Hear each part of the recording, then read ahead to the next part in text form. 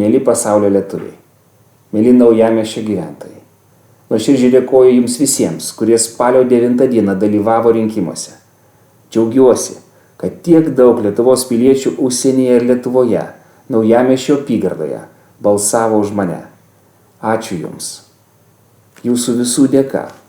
Pirmą kartą mūsų istorijoje nauja, profesionali, kūrybinga Lietuvos politikų karta priartėjo prie pat pergalės.